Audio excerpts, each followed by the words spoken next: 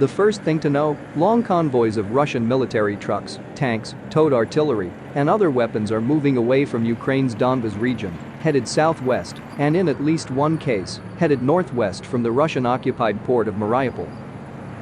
The second thing to know, bridges, ammunition depots, and rail links are being targeted with growing frequency in Ukraine's southern regions, hit by Ukrainian forces with powerful Western-supplied weapons.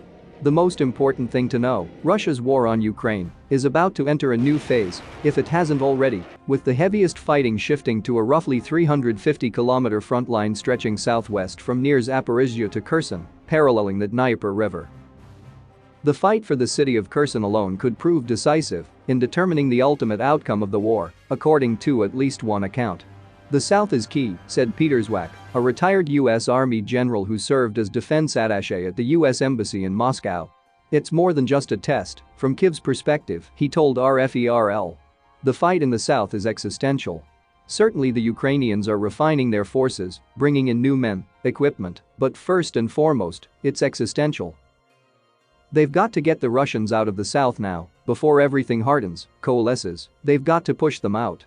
Already, Ukrainian officials are pointing to a growing number of villages and towns in the Kherson region that have been recaptured. The region's head, Dmytro Butry, said on national TV on August 2 that 53 settlements there had been recaptured since the start of the invasion, 9 of them over the previous 24 hours. Ukrainian commanders said that Russian forces were massing in the south in preparation for an assault, possibly in response to, or anticipation of, Ukraine's counteroffensive.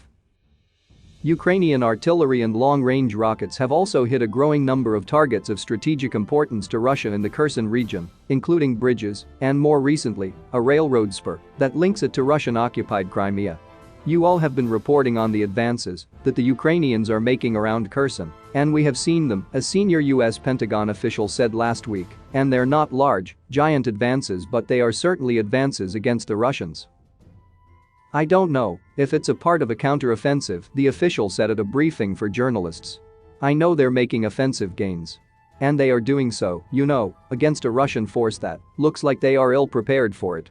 In the Kherson and Zaporizhzhia regions, Russia's southern grouping is built around the 49th Combined Arms Army, along with mechanized and paratroopers brigades as well as some units that have been mobilized from the occupied parts of the Donetsk and Luhansk regions.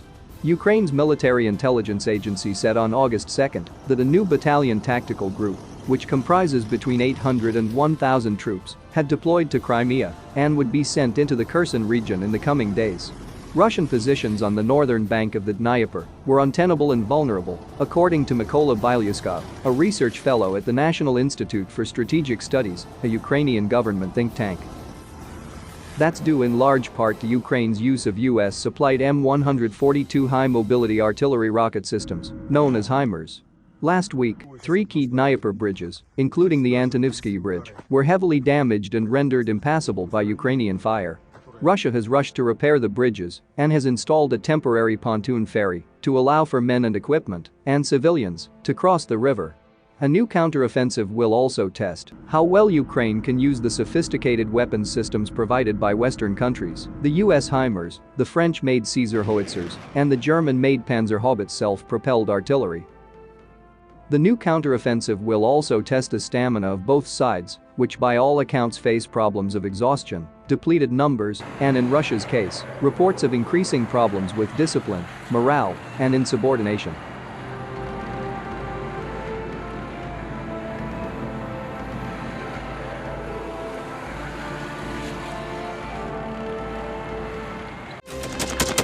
Thanks for watching, and don't forget to subscribe. Also, if you want to support Warthog Defense, please become our member and get early access to new videos, exclusive members-only videos, and become administrator in comment section. The membership link is in the description. Rescues every day. We had a guy last week, it's 6 rescues in 6 days. He's doing the job every day.